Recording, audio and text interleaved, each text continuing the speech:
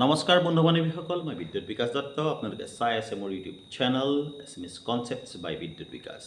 এতিয়াতো শাৰদীয় পূজাৰ বতৰ, নিশ্চয় আপোনালোকো উৎসৱৰ আনন্দত মতলীয়া হৈ আছে। ঠিক তেনেদৰে সমাজৰ সকলো লোকে আমাৰ ভাৰতৰ যি পৰম্পৰা, ভাৰতৰ যি সভ্যতা, সেই অনুসৰি শক্তিৰ অধিষ্ঠাত্ৰী দেৱী দুৰ্গাৰ আগমনৰ লগে লগে মানুহৰ মনবিলাক মতলীয়া হৈ আছে। এতিয়া পূজাৰ লগে লগে মই এটা বিশেষ কথা আপোনালোকৰ সৈতে শ্বেয়াৰ কৰিবলৈ ওলাইছোঁ যে যিহেতু এই দুৰ্গা পূজাৰ সুন্দৰ সময়খিনি আমাৰ মাজত আহিছে, এই সময়খিনি আমি খুব সুন্দৰকৈ পাৰ কৰিব লাগিব। আমাৰ প্ৰশাসনে তাৰ কাৰণে ব্যৱস্থা কৰিছে, আমি নিজেও যথেষ্ট সুন্দৰকৈ এই সময়খিনি পাৰ কৰিবলৈ নিশ্চয় সাজু হৈছোঁ। আমি সকলোৱে জানো যে দুৰ্গা হ'ল শক্তিৰ অধিষ্ঠাত্ৰী দেৱী, আৰু শক্তিৰ অধিষ্ঠাত্ৰী দেৱী হিচাপে তেওঁক ভাৰতৰ বেছিভাগ লোকেই পূজা অৰ্চনা কৰে। বৈষ্ণৱসকলৰ কথা বেলেগ, তেওঁলোকে এটা বেলেগ মাৰ্গ বিশ্বাস কৰে, আৰু দুৰ্গাক কিন্তু যিসকল শাক্ত লোক তেওঁলোকে বিশেষভাৱে পূজা অৰ্চনা কৰি আহিছে, আৰু সেই সম্পৰ্কে কাৰো নিশ্চয় দ্বিমত নাই। কিন্তু বন্ধুসকল, আপোনালোকে মনত ৰাখিব, যি শক্তিৰ অধিষ্ঠাত্ৰী দেৱী দুৰ্গা দেৱীক আমি শৰতৰ সময়ছোৱাত তেওঁক পূজা অৰ্চনা কৰোঁ, তেওঁলৈ আটাইতকৈ বেছি সন্মান আগবঢ়াওঁ। তেওঁ মহিষাসুৰক বধ কৰে। মহিষাসুৰ হ'ল দুষ্টৰ এক প্ৰতীতি। সেই দুৰ্গা দেৱীৰ পূজা কৰাৰ পিছত, সেই শক্তিৰ অধিষ্ঠাত্ৰী দেৱী পূজা কৰাৰ পিছত কিন্তু আমি পাহৰি যাওঁ যে আমি কিছুদিনৰ আগত পূজা কৰিছিলোঁ। সাম্প্ৰতিক যিবোৰ ঘটনা হৈছে, সিদিনা কলিকতাত যিটো ঘটনা হৈ গ'ল, আজি বেছিদিন হোৱাই নাই, ছোৱালীজনীৰ লগত যিখিনি হৈ গৈছে, বা আমি দিল্লীৰ কথা শুনিছিলোঁ, দিল্লীত যিখিনি হৈ গৈছে, সেইবিলাকে কিন্তু শক্তিৰ অধিষ্ঠাত্ৰী দেৱী দুৰ্গাক পূজা কৰাৰ সম্পূৰ্ণ বিপৰীত কিবা কিবিহে সূচায়, আৰু সেয়া হ'ল সমগ্ৰ নাৰী জাতিৰ বাবে এক অপমানৰ কথা। গতিকে এইবাৰ আমি সকলোৱে পণ লোৱা উচিত যে ভৱিষ্যত দিনত যাতে আমি দুৰ্গাক মনত ৰাখোঁ, অন্ততঃ শক্তিৰ অধিষ্ঠাত্ৰী দেৱী হিচাপে যাক পূজা কৰিছোঁ, তেওঁলোকৰ প্ৰতি যাতে মিনিমাম যিখিনি সামান্য যিখিনি সন্মান তেওঁলোকৰ প্ৰতি যাতে আমি অক্ষুণ্ণ ৰাখোঁ। আজি মোৰ ভিডিঅ'টোৰ অৱশ্যে বিষয় বেলেগ আছিল, মই যথেষ্ট বেলেগ কথা ক'ব লগা হৈ গ'ল প্ৰথমতে বিশেষ কাৰণত। এতিয়া মই আন এটা কথালৈ আগবাঢ়িছোঁ যে দুৰ্গা পূজা যদিও আমি সকলোৱে জাতি ধৰ্ম বৰ্ণ নিৰ্বিশেষে সকলো লোকে আমাৰ পালন কৰে, বেছিভাগ লোকে আমাৰ পালন কৰি আহিছে, বিশ্বাস কৰি আহিছে, আস্থা আছে তেওঁলোকৰ। গতিকে তাত কিন্তু এটা বিশেষ কথা আপোনালোকে লক্ষ্য কৰিছে নাই মই নাজানো, কিন্তু এইটো সঁচাকৈয়ে বৰ গুৰুত্বপূৰ্ণ কথা।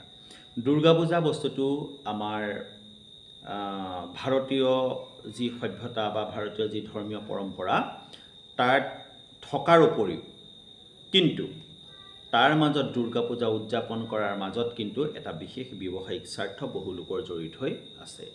এই গোটেই পৰিকল্পনা, এই গোটেই কথাখিনি কিন্তু আৰম্ভ হয় কলিকতাৰ পৰা।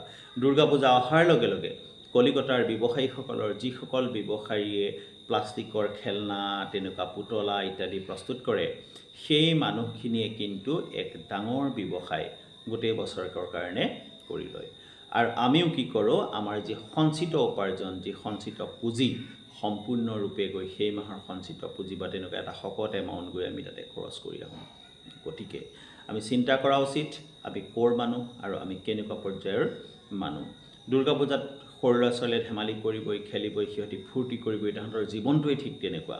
কিন্তু মনত ৰখা উচিত যে এই সময়খিনিত আমি যিমানখিনি খৰচ কৰোঁ সেইটো চাই চিতিহে খৰচ কৰা উচিত। ইয়াৰ পিছতো আমাৰ কেইবাটাও উৎসৱ আছে, নহয় জানো বাৰু? দেৱালী আহি আছে। দেৱালীটো আমি ঘৰখন সুন্দৰকৈ আলোকসজ্জাৰে সৈতে সজ্জিত কৰিব লাগিব, বা মই নকৰিলেও বাকীসকলে কৰিব, বা আপুনি নকৰিলেও বাকীসকলে কৰিব। এই সময়ছোৱাত যদি আমি খুব বেছিকৈ টকা পইচা খৰচ কৰোঁ, আৰু পূজাৰ নামত কিছুমান আমাৰ অত্যন্ত জীৱনত প্ৰয়োজন হোৱা বস্তু সেইবিলাক নহয়, তাত যদি আমি জোখতকৈ বেছিকৈ খৰচ কৰি দিওঁ, তেতিয়াহ'লে আমাৰ নিচিনা এখন দুখীয়া ৰাজ্যৰ মানুহৰ অৰ্থনৈতিক অৱস্থাটো কিন্তু আৰু অলপমান বেয়া হৈ যাব। আমি সঞ্চয়ৰ অভ্যাস কৰা উচিত, শিশুকো শিকোৱা উচিত, নিজৰ সন্তানকো শিকোৱা উচিত। গতিকে যিখিনি আপোনাৰ কেপাচিটিয়ে পাৰে সেইখিনি দিয়াৰ পিছত বাচ্ছাক অন্ততঃ বুজোৱা উচিত যে অতিৰিক্ত খৰচটো সকলোৰে কাৰণে বেয়া। আমি এখন তৃতীয় বিশ্বৰ দেশ, আমি উন্নয়নশীল দেশ, আমি উন্নয়নৰ দিশত ধাৱমান হৈ গৈ আছোঁ। চৰকাৰে সকলো প্ৰকাৰে চেষ্টা কৰিছে, আপোনাৰ মোৰ দায়িত্ব আৰু কৰ্তব্য আছে সেইখিনি ঠিক ঠাক কৰা। লগতে আৰু এটা কথা কওঁ, দীপাৱলীৰ সময়ত নিশ্চয় ভিডিঅ' বনোৱা নহ'ব এই সম্পৰ্কে, কাৰণ আনন্দৰ উৎসৱৰ বতৰত এনেকৈ বিধি পথালি দিও বেয়া লাগে কিছুমান কথা কৈ। কথাটো হ'ল দেৱালীৰ সময়তো আমি পৰাপক্ষত চীন দেশত নিৰ্মিত যিবিলাক লাইট কিবা কিবি বস্তু এইবিলাক যিমান পাৰোঁ কমকৈ ব্যৱহাৰ কৰা উচিত সেইবিলাক কম মূল্যত দিলেও অন্ততঃ আমাৰ দেশৰ অৰ্থনীতিৰ লগত তাৰ খুব বেছি প্ৰত্যক্ষ সম্পৰ্ক নাথাকিব মোৰ নিজৰো অলপমান দিৱালীৰ লাইট আছে চীনদেশীয় লাইট আগতে কিনি থোৱা সেইখিনিকেই মই ব্যৱহাৰ কৰিম বুলি ভাবি আছোঁ আৰু আপুনিও যিমান পাৰে কম কৰিব আমি মাটি চাকি জ্বলাব পাৰোঁ তাৰ পৰা আমাৰ স্থানীয় ব্যৱসায়ীসকলৰ মাটিৰ চাকি বন্তি প্ৰস্তুত কৰা মানুহৰ অলপমান অৰ্থনৈতিক লাভালাভ হ'ব এইখিনি কথা আমি চোৱা উচিত বৰ বিশেষ ক'বলগীয়া কথা নাই আজিলৈ ইমানতে সামৰিছোঁ থেংক ইউ ভেৰি মাছ দুৰ্গা পূজা ধুনীয়াকৈ এনজয় কৰক জিলাপি খাওক থেংক ইউ ভেৰি মাছ মোৰ চেনেলটো যদি মোৰ কথা যদি ভাল পায় মোৰ চেনেলটো আপুনি এবাৰ ছাবস্ক্ৰাইব কৰি দিব আপোনাৰ বন্ধু বান্ধৱীসকলৰ মাজত শ্বেয়াৰ কৰি দিব that's all thank you very much